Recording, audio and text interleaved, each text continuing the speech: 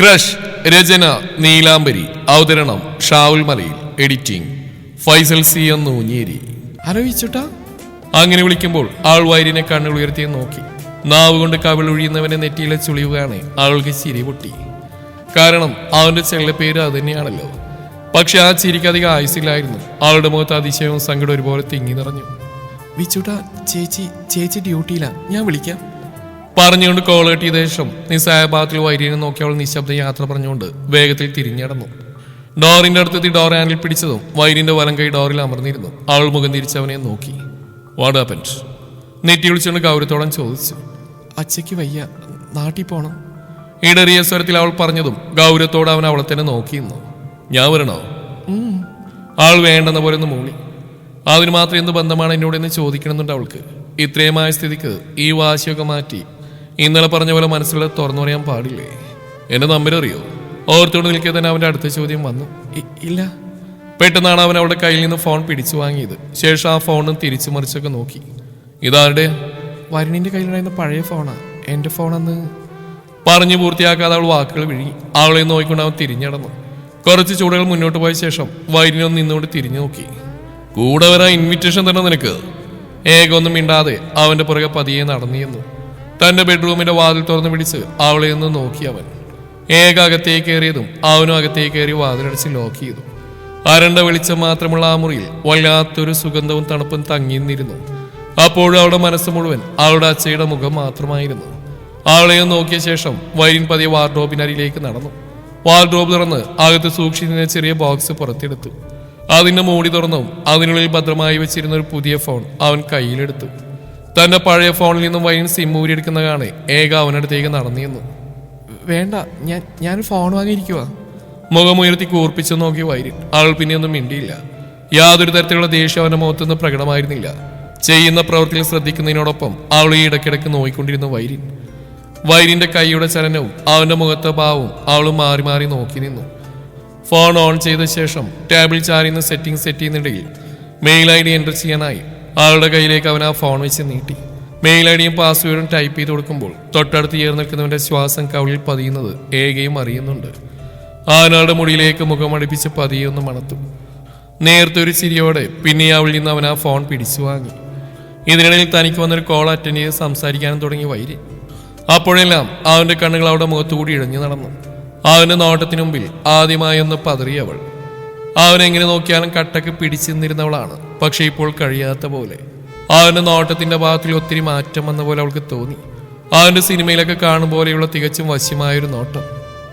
കഴിഞ്ഞു. നാട്ടിൽ പോകുന്നുണ്ട്. അച്ഛൻ വന്നിട്ടുണ്ട്. അടുത്ത ഫ്ലൈറ്റിലുണ്ട്. ഇന്ന് നാട്ടിൽ പോകണമെന്ന് കരുതിയതാ. ബട്ട് 2 ദിവസം കൂടി സ്റ്റേ ചെയ്യാൻ തീരുമാനിച്ചു. ഇല്ല, ഷൂട്ട് കഴിഞ്ഞിട്ടില്ല. അടുത്ത ലൊക്കേഷൻ നാട്ടിൽ തന്നെയാ. സോ അതും കൂടി കഴിഞ്ഞ് ഈ മൂവി കഴിയും. നോ ചെയ്യുന്നില്ല. അന്ന് ഞാൻ പറഞ്ഞില്ലേ, ഇനി മാരേജ് കഴിഞ്ഞിട്ടേ ഉള്ളൂ അടുത്ത പ്രൊജക്റ്റ്. ഓക്കേടാ, വിളിക്കാം. Take care, bye. Phone cut ചെയ്ത ശേഷം സ്വന്തം ഫോൺ ടേബിൾ വെച്ച് അവൾക്ക് നേരെ പുതിയ ഫോണും അവളുടെ ഫോണും രണ്ടും നീട്ടിയവൻ. നമ്പർ ഞാൻ സേവ് ചെയ്തിട്ടുണ്ട്, എന്തുണ്ടെങ്കിലും വിളിക്കണം. ഒന്നുമിണ്ട ആ ഫോൺ വാങ്ങിയവൾ തിരിഞ്ഞടന്നു. അതേ, ഞാൻ സെറ്റായി വരുന്നുണ്ട് നീ എടോടി. അവൻ്റെ ആ പറച്ചിൽ 1-2 നിമിഷം അവളവിടെ സ്റ്റെക്കായി നിന്നു. ശേഷം അങ്ങനെ തന്നെ ഇന്നുകൊണ്ട് അവൾ പറഞ്ഞു. ഈ ഫോണിന്റെ വില എത്രയാണെന്ന് പറഞ്ഞാൽ മതി, ഞാൻ തന്നേക്കാം. പറഞ്ഞ ശേഷവും അവന്റെ മറുപടി വരാത്ത കാണെ അവളും തിരിഞ്ഞു നോക്കി. തൊട്ടുപുറകിൽ തൊട്ടില്ലെന്ന പോലെ വന്നു നിൽക്കുകയാണ് വൈരി. ഈ ഫോണിന്റെ കട ഞാൻ വേണ്ട പോലെ പിന്നീട് മുതലായിക്കൊള്ളാം. മോളിപ്പോ ചെല്ല്, പിന്നെ പറഞ്ഞു ഓർക്കണ്ട. I will wait for your call. എന്തോ കാര്യമായ ഡയലോഗ് അടിക്കാൻ വന്നവൻ പെണ്ണിന്റെ അപ്പോഴത്തെ മാനസികാവസ്ഥ ഓർത്തിട്ടാണോ മുഖം താഴ്ത്തി പതിയെ അത്രയും പറഞ്ഞത്. അവനെ നോക്കിക്കൊണ്ട് തന്നെ 2 ചുവട് പുറകിലേക്ക് വെച്ച് അവൾ വേഗത്തിൽ റൂം തുറന്നിറങ്ങി. മെയിൻ ഡോർ തുറന്ന് പുറത്തേക്ക് ഇറങ്ങിയതും മുന്നിൽ നിൽക്കുന്ന അഞ്ജലിയേക്കാണ് ഒരു നിമിഷം ഒന്ന് പകച്ചുപോയി. എങ്കിലും പെട്ടെന്ന് സമനില വീണ്ടെടുത്ത് ആൾ വേഗത്തിൽ ഫ്ലാറ്റ് വിടുമ്പോൾ അഞ്ജലിയുടെ സമനിലയാകെ തെറ്റിയിരുന്നു. ഇവളെങ്ങനെ വൈരിന്റെ റൂമിൽ? ഓ ഗോഡ്, ഇതെങ്ങനെ ശരിയാവും? അഞ്ജലിക്ക് ഓർത്തിട്ട് ഭ്രാന്തി പിടിക്കുന്ന പോലെ തോന്നി. അഞ്ജലി വേഗം തന്നെ അകത്തേക്ക് കടക്കാനാഞ്ഞതും ആ ഡോർ അവൾക്ക് മുമ്പിൽ ശക്തിയിൽ അടക്കപ്പെട്ടിരുന്നു. അന്നേരം വൈരിന്റെ ചുണ്ടിൽ ഏകക്ക് വേണ്ടി മാത്രമായിട്ടൊരു പുഞ്ചിരി വിരിഞ്ഞു. ഏക, get ready to be mine. I won't be too late. വാവ്, എനിക്ക് വിശ്വസിക്കാൻ പറ്റുന്നില്ല. ഈശ്വര, വൈരി നിനക്ക് ഫോൺ തന്നോ? ഓ മൈ ഗോഡ്, നീ എത്ര ലക്കിയാ ഏക. ഇനി എത്ര ഗിഫ്റ്റുകൾ ഇതുപോലെ കിട്ടാൻ കിടക്കുന്നു മോളെ. ഏകയുടെ കയ്യിൽ കണ്ട ഫോൺ പിടിച്ചു വാങ്ങി തിരിച്ചു മറിച്ച് നോക്കിയിട്ട് ഋതു ഓരോന്നും പറഞ്ഞുകൊണ്ടിരുന്നു. പക്ഷെ അതൊന്നും മൈൻഡ് ചെയ്യാതെ മുഖം കൂട്ടിയിരിക്കുന്ന ഏകയെ തന്നെ നോക്കിയിരിക്കുകയാണ് ആതിര. പെട്ടെന്ന് എന്തോ ഓർത്തുന്ന പോലെ ഏക ചാടി എഴുന്നേറ്റ് അലമാരിൽ നിന്ന് തന്റെ ട്രാവൽ ബാഗ് കയ്യിലെടുത്ത് ഡ്രസ്സും മറ്റും പാക്ക് ചെയ്യാൻ തുടങ്ങി.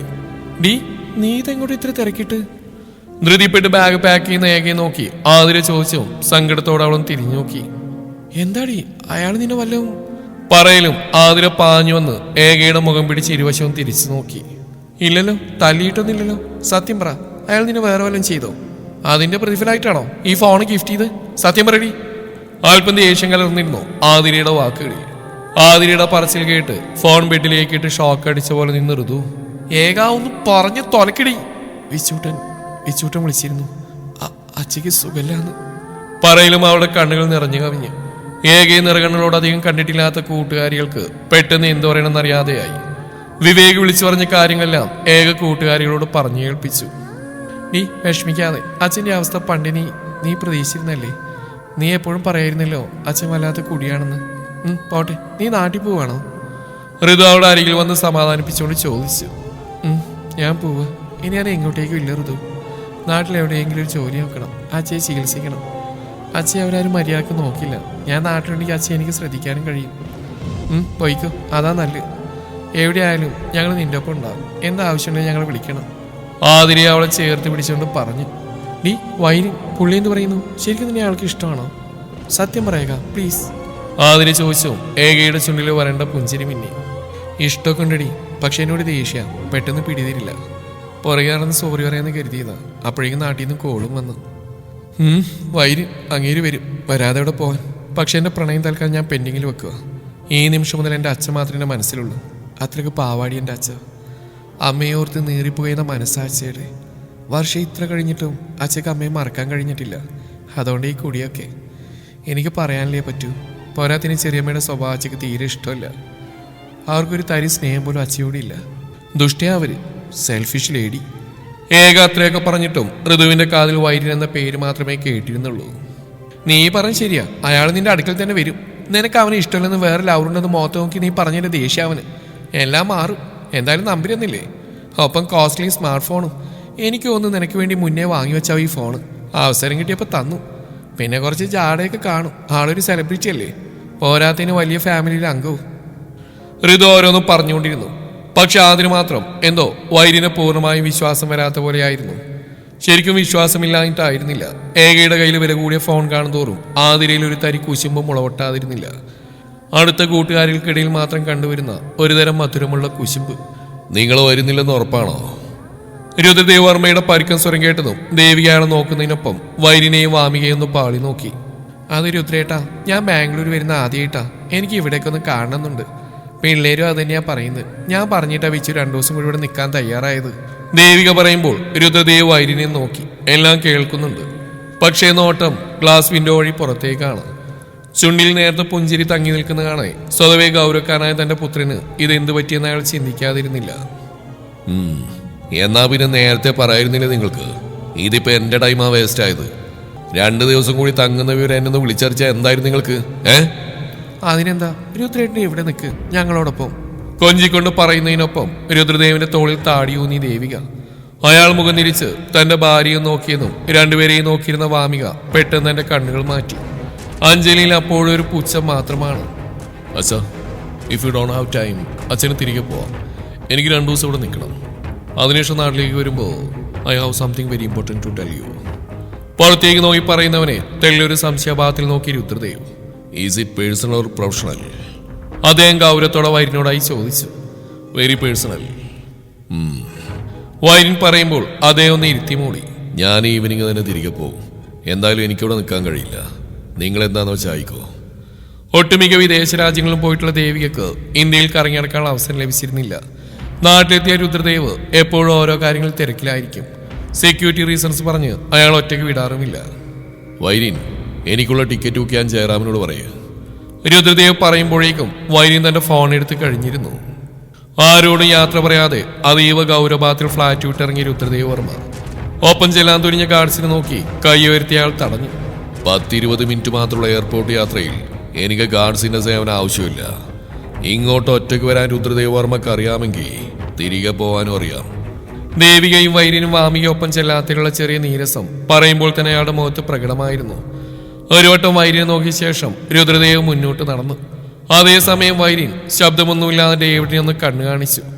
ആ നോട്ടത്തിന്റെ അർത്ഥം മനസ്സിലാക്കാൻ ഡേവിഡിന് അധിക സമയം വേണ്ടി വന്നില്ല. ഒരു വാക്ക് പോലും പറയാതെ അവനും വേഗത്തിൽ രുദ്രദേവിന് പിന്നാലെ നടന്നു. ദേവി, സുരക്ഷ ഉറപ്പുവരുത്തേണ്ടത് എനിക്കല്ല, ഇവർക്കാ. അതുകൊണ്ട് എന്റെ കൂടെ നിങ്ങൾ ആരും വരണമെന്നില്ല. നാട്ടിലെത്തിക്കഴിഞ്ഞാൽ എയർപോർട്ടിൽ ആളുണ്ടാവും. അല്പം കടുപ്പിച്ചതിനെ രുദ്രദേവ് ഡേവിഡിനോട് പറഞ്ഞു. അത് സർ, നാട്ടിൽ വെച്ച് വർമ്മ കുടുംബത്തെ ആർക്കൊന്നും ചെയ്യാൻ സാധിക്കില്ല. പക്ഷേ ഇവിടെ അങ്ങനെയല്ല. നേരത്തെ തന്നെ നമ്മുടെ നേർക്ക് 2 ആക്രമണങ്ങൾ ഉണ്ടായിക്കഴിഞ്ഞു. ഇതിനൊക്കെ പിന്നിൽ ആരാണെന്ന് ഇതുവരെയും കണ്ടുപിടിക്കാൻ സാധിച്ചിട്ടില്ല. വാക്കിന് കയ്യിൽ കിട്ടിയവരെല്ലാം ചോദിച്ച് മനസ്സിലാക്കും മുന്നേ വൈദ്യൻ സാറ് തന്നെ കൈവച്ച് പരലോകത്തേക്ക് അയക്കുകയും ചെയ്തു. അതുകൊണ്ട് സാർ ഉൾപ്പെടെ നമ്മളാരും ഈ നാട്ടിലത്ര സേഫ് അല്ല. എയർപോർട്ട് വരെ ഞാൻ കൂടി വരാൻ സാറ് സമ്മതിക്കണം. ഡേവിഡിന്റെ ഓരോ വാക്കിലും അപേക്ഷയുടെ സ്വരം വ്യക്തമായിരുന്നു. ഈ നാട്ടിലെ സേഫ്റ്റിയെ പറ്റി നീ പോയി എൻ്റെ ഭാര്യയ്ക്കും മക്കൾക്കും പറഞ്ഞ് മനസ്സിലാക്കി കൊടുക്കുക ദേവി. എനിക്ക് തൽക്കാലം ഇപ്പോൾ ഒരു സെക്യൂരിറ്റി ആവശ്യമില്ല. വെറും 20 മിനിറ്റിൽ രുദ്രദേവ് വർമ്മയുടെ ലൈഫ് കീഴ്മേൽ മറിയില്ല. പറഞ്ഞിരുന്നു. അയാൾ കാറിന് പിൻസീറ്റിലേക്ക് കയറി. തടയാനോ വീണ്ടും എന്തെങ്കിലും പറയാനോ കഴിയാതെ ഡേവിഡ് നിസ്സഹായനായി നോക്കി നിന്നു. ഏതാനും നിമിഷങ്ങൾക്കകം ഡ്രൈവർ കാർ മുന്നോട്ടെടുത്തു.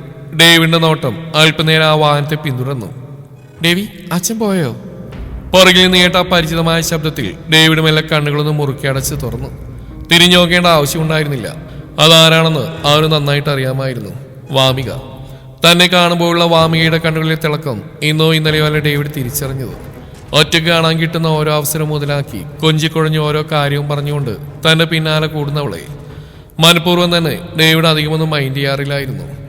അവന് ഇപ്പോഴത്തെ ഈ അവഗണന പോലും ഒരിക്കൽ തന്റെ നേർക്കുള്ള പരിഗണനയാവും എന്നുള്ള തോന്നലാണ് വാമികയിൽ. തന്നെയൊന്നും മൈൻഡ് പോലും ചെയ്യാതെ പാനിന്റെ പോക്കറ്റിൽ നിന്ന് മൊബൈൽ ഫോൺ കയ്യിലെടുത്ത് എന്തോ തിരഞ്ഞുകൊണ്ട് ലിഫ്റ്റ് ലക്ഷ്യമാക്കി നടന്നു പോകുന്നതിന്റെ പിന്നാലെ കൂടി വാമിക ഓടി വരുമെന്ന് അവനും അറിയാം. അല്ലാതെ അവൾ ഒറ്റയ്ക്ക് അവിടെ കളഞ്ഞിട്ടൊന്നും പോവില്ല. നമ്മുടെ ഡെവിച്ചായൻ. Devy, Devy! അവൾ അധികിട്ട് ഓടിപ്പിക്കാതെ അവൻ അവിടെ നിന്നോട് തിരിഞ്ഞു നോക്കി. എന്താ മേഡം? മാഡമോ? എത്ര തവണ പറയണം ദേവി, എന്നെ മാഡം എന്ന് വിളിക്കരുതെന്ന്. വാമിക അല്ലെങ്കിൽ വാമി, അങ്ങനെ വിളിച്ചാൽ മതി. ഗൗരവത്തോടെ നോക്കുന്നതിന് മുഖത്തേക്ക് നോക്കി പറയുമ്പോൾ തെല്ലൊരു പരിഭവം നിറഞ്ഞിരുന്ന അവളുടെ സ്വരത്തിൽ. സോറി മാഡം, ഞാൻ നിങ്ങളുടെ കാണിച്ചില്ല ഒരാൾ മാത്രമാണ്. അപ്പോൾ എനിക്ക് നിങ്ങളോട് വേണ്ടുന്ന ബഹുമാനം കാണിച്ചാൽ മതിയാവും. മാഡത്തിനോട് പലതവണ ഞാൻ പറഞ്ഞിട്ടുള്ള ഫ്ലാറ്റിന് പുറത്തേക്ക് ഒറ്റക്കിറങ്ങി നടക്കരുതെന്ന്. അനുസരിക്കില്ലെന്ന് ഉറച്ച തീരുമാനം എടുത്തിരിക്കുകയാണോ മാഡം? പറയുമ്പോൾ നിറഞ്ഞെന്ന് അവന്റെ ശാസനയിൽ സ്വയം അലിഞ്ഞു പോകുന്ന പോലെ തോന്നി വാമികക്ക്. ദേവിയുള്ളപ്പോൾ ഞാൻ ആരെയും പേടിക്കണ്ടേ? അതായിരിക്കില്ല ഞാൻ പുറകെ വന്ന്. അവന്റെ കണ്ണുകളിൽ മിഴികൾ പതിപ്പിച്ചു വെച്ചുകൊണ്ട് പതിഞ്ഞ സ്വരത്തിൽ വാമിക പറഞ്ഞതും ആ നോട്ടത്തിനു മുമ്പിൽ ഡേവിഡ് ഒന്ന് പതറി. പിന്നെ അവിടെ നിന്നില്ല അവൻ. നേരത്തേനേക്കാൾ സ്പീഡിൽ ലിഫ്റ്റ് ലക്ഷ്യമാക്കി നടന്നു. യോ പോലെ ഒന്നിന്നേ. പിന്നെ ഒരു കാര്യം, എനിക്ക് ആക്സിഡന്റ് പറ്റിയിട്ട് കുറച്ച് ദിവസം കഴിഞ്ഞിട്ടേ ഉള്ളൂ. എങ്ങനെയുണ്ടെന്നൊരു വാക്കുപോലും ഇതുവരെ എന്നോട് ചോദിച്ചിട്ടില്ല. പുറകെ വിളിച്ചു കൂവി അവന്റെ അടുത്തേക്ക് ഓടിക്കതച്ചെത്തിക്കൊണ്ട് അവൾ ചോദിക്കുമ്പോൾ അവൾ ഒരു നിമിഷം അധികാരഭാവത്തിലൊന്ന് നോക്കി ഡേവിഡ്. കണ്ണുകൾ അവളുടെ നെറ്റിയിലെ മുറിപ്പാടിലൂടെ അലസമായി ഒന്ന് തഴുകിയോ. എന്റെ കണ്ണിൽ കുരുവൊന്നുമില്ല. പിരിവിരുത്തുകൊണ്ട് തുറന്നുവന്ന ലിഫ്റ്റിലേക്ക് കയറി ഡേവിഡ്. എന്താ എന്താ പറഞ്ഞ് കേട്ടില്ല. ആളും അവന്റെ പിന്നാലെ ചെറിയോടെ കയറി. മേഡത്തെ ഞാൻ ഡെയിലി കാണുന്നല്ലേ, റിക്കറാകുന്ന ഞാൻ മനസ്സിലാക്കുന്നുണ്ട്. പിന്നെ വെറുതെ എന്തിനാ മേഡം വേണ്ടാത്ത ചോദ്യങ്ങള്? ഡേവി, എനിക്കൊരു കാര്യം ഡേവിയോട്. ഡേവിഡിന്റെ കയ്യിലേക്ക് മെല്ലെ കടന്നു പിടിച്ചുകൊണ്ട് അവൾ പതിയെ എന്തോ പറഞ്ഞു തുടങ്ങിയ നിമിഷം തന്നെ അതിന് പിന്നിലെ ഉദ്ദേശം എന്താണെന്ന് അവന് ഊഹിക്കാനായി. നോക്ക്, രാത്രി ഒത്തിരി വൈകി, ഫ്ലാറ്റ് എത്തി, പോയി കിടന്നുറങ്ങാൻ നോക്ക്. ഒരു പ്രപ്പോസൽ മണത്തറിഞ്ഞത പോലെ അവളുടെ കയ്യും തട്ടിക്കളഞ്ഞ് തുറന്നു വന്ന ലിഫ്റ്റിന് പുറത്തേക്ക് അവൻ വേഗത്തിലിറങ്ങി ദേഷ്യത്തിൽ പറഞ്ഞുകൊണ്ട് നടന്നു. കുറച്ചങ്ങോട്ട് നടന്നു കഴിഞ്ഞും പ്രതികരണമൊന്നും കേൾക്കാതെ വന്നും ഡേവിഡും തിരിഞ്ഞു നോക്കി. ലിഫ്റ്റ് ഡോർ അടഞ്ഞിരിക്കുന്നു. തനിക്ക് പുറകെ വാമിക ഇറങ്ങിയിട്ടില്ലെന്ന് മനസ്സിലായതും ഒരു പിടപ്പോടെ ലിഫ്റ്റിനടുത്തേക്ക് പാഞ്ഞു ഡേവിഡ്. നോക്കുമ്പോൾ കാണുന്നത് മുഖവും വീർപ്പിച്ചുകൊണ്ട് മുകളിൽ നിന്ന് സ്റ്റെപ്പ് ഇറങ്ങി വരുന്ന വാമികയാണ്. അവനോടുള്ള ദേഷ്യത്തിൽ തൊട്ടുമുകളിലെ ഫ്ലോറിൽ ഇറങ്ങി സ്റ്റെയർ വഴി ഇറങ്ങി വന്നതായിരുന്നു കക്ഷി. നുരഞ്ഞേറിയ ദേഷ്യത്തിൽ പാഞ്ഞെന്നവളുടെ കൈക്ക് പിടിച്ച് വലിച്ച് അവൾ അവനോട് അടുപ്പിച്ചു ഡേവിഡ്. ഒരു നിമിഷം അവളെ ഒന്ന് തുറിച്ചു നോക്കിയ ശേഷം ഒന്നും മിണ്ടാതെ അവളെയും വലിച്ച് വേഗത്തിൽ നടന്നു. വാമികയുടെ ഫ്ലാറ്റിന്റെ ഡോർബെൽ മുഴക്കിയ ശേഷമാണ് അവളുടെ കയ്യിലെ പിടി ഡേവിഡ് വിട്ടത്. അവൻ പിടിച്ചപ്പോൾ കയ്യിലുണ്ടായ ചുമന്ന പാടിലേക്ക് അവൾ ചുണ്ടുകൂർപ്പിച്ചൊന്ന് നോക്കി.